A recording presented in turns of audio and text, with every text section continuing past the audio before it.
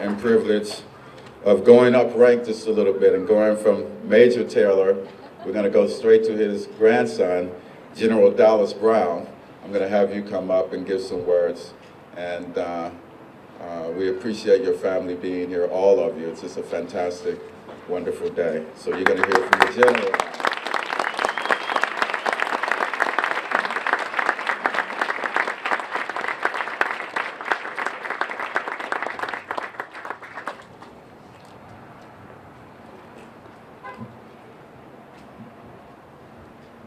Good afternoon.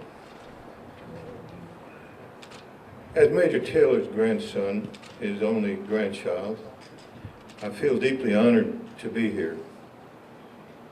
And I must admit, this is difficult for me. And I've given, I don't know, hundreds of talks, speeches, briefings in my military career. But this is very different. It's hard. I guess the reason is I care. I care a great deal. So bear with me, please. I want to tell you a story, briefly. The story of being here today, physically being here. We were invited to attend several months ago, and I thought, fine, we'll go, be very appropriate.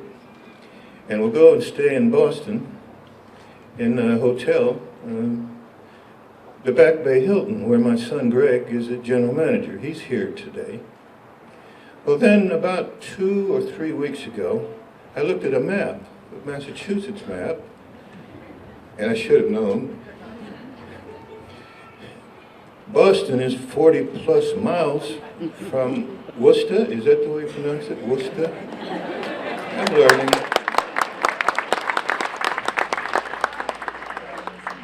Ms. Tolman recommended the Hilton Garden Inn in Worcester. So I looked that up and got it up on the computer and thought about the distance and the time. I can't drive back and forth to Boston. Got to stay in Worcester. Okay, so where to stay?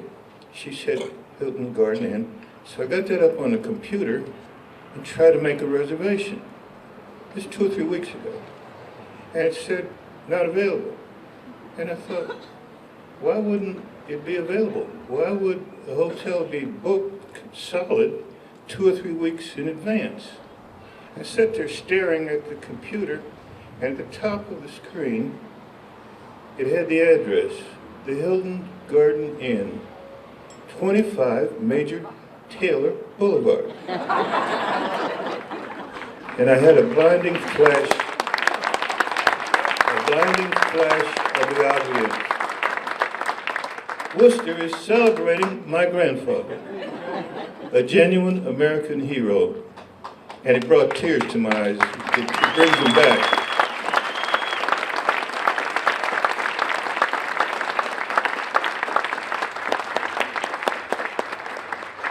My grandfather passed 76 years ago, this month, about 2 months before I was born. So I never knew him. And my mother didn't talk very much about him until recently. She passed in 2005. But a few years before that, she began to tell me things about him and her life as a child. I realized then and now that my mother felt a bit guilty, responsible for the sad circumstances surrounding his death. And she, of course, was not responsible in any way. And she was also embarrassed by the great amount of attention that she got by being his daughter. Some of you gentlemen here are guilty of talking to her, calling her, wanting interviews, writing articles, books, a movie. It went on, and she was always somewhat embarrassed because it was reflected glory. And I feel that because I have done essentially nothing to enhance his legacy. I understand some things about him that have been mentioned today. His determination under adverse circumstances throughout his life and his character. A religious man, deeply held beliefs.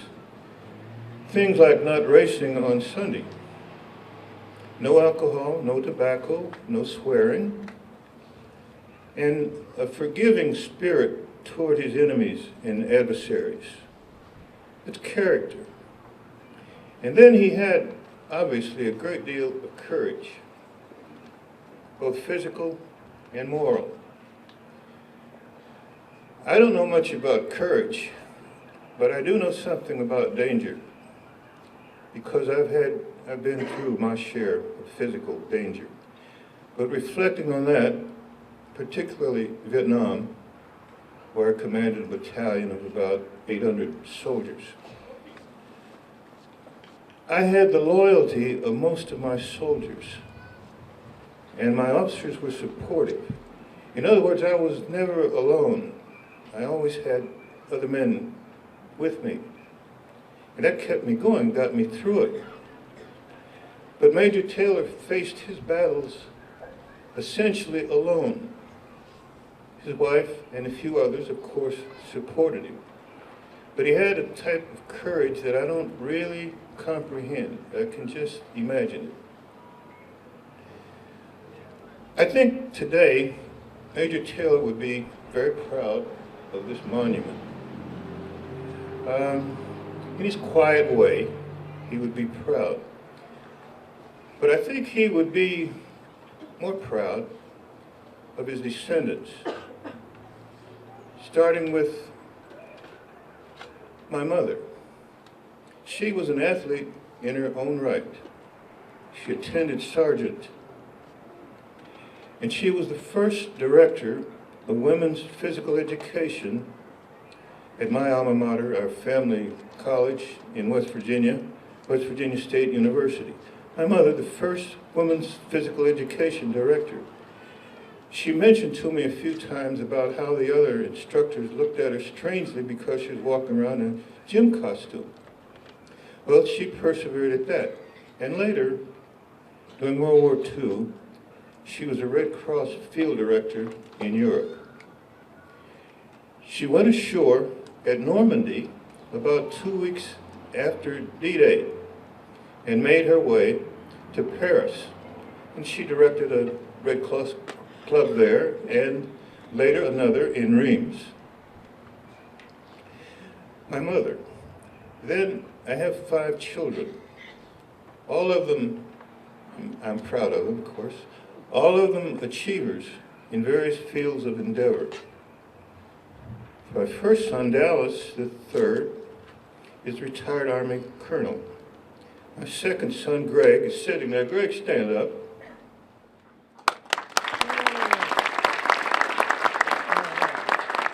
Greg is a general manager of the Hilton Back Bay in Boston. He's been a manager at several Hilton hotels. He worked up from a bellhop many years ago. I'm quite proud of him. My first daughter, Jan. Jan, stand up, baby.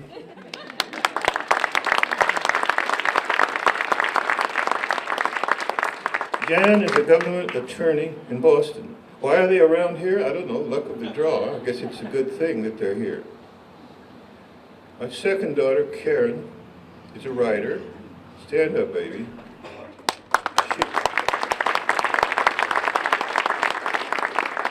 She is also the family historian and our legal representative in matters concerning Major Taylor. Some of you will probably be dealing with her. The last daughter, Barbara, she's an accountant. She's not here. Well, you can see why Major Taylor would have good reason to be proud of this group. One and all, I certainly am. I want to add my thanks to that of others, to Lynn Tolman. She had some help from several of you who are here, but she built this organization. She's responsible for it. She doesn't get paid.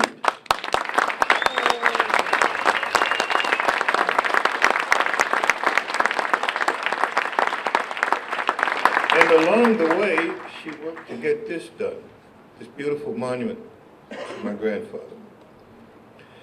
I think, Karen, I'll turn it over to you for further comments from the Taylor, Brown, Donovan families.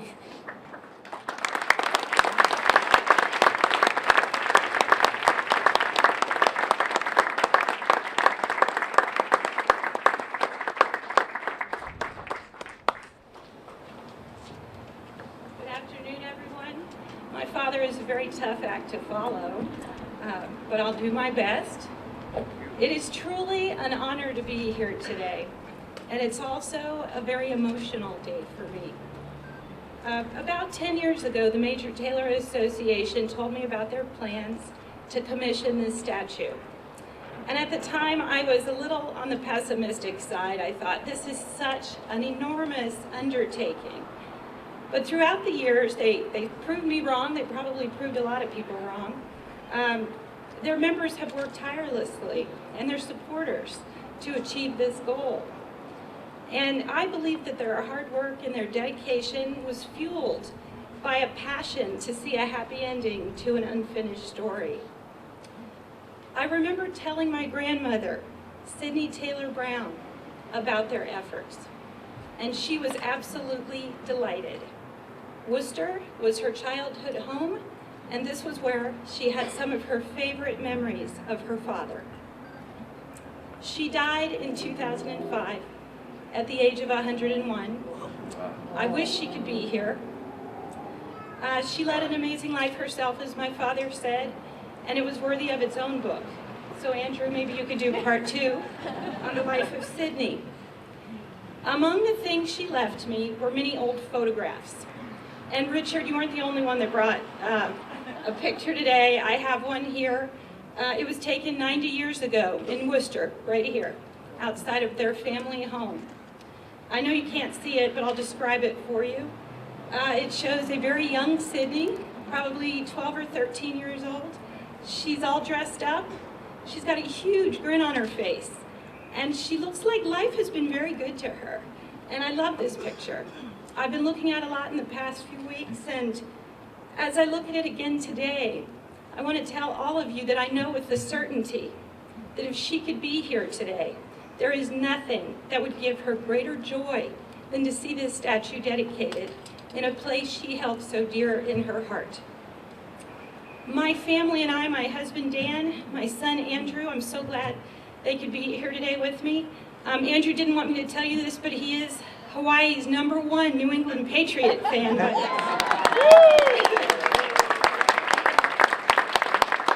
My nephew Thomas, I'm so glad that the younger generation can be here. Their teachers were very understanding about the missed school.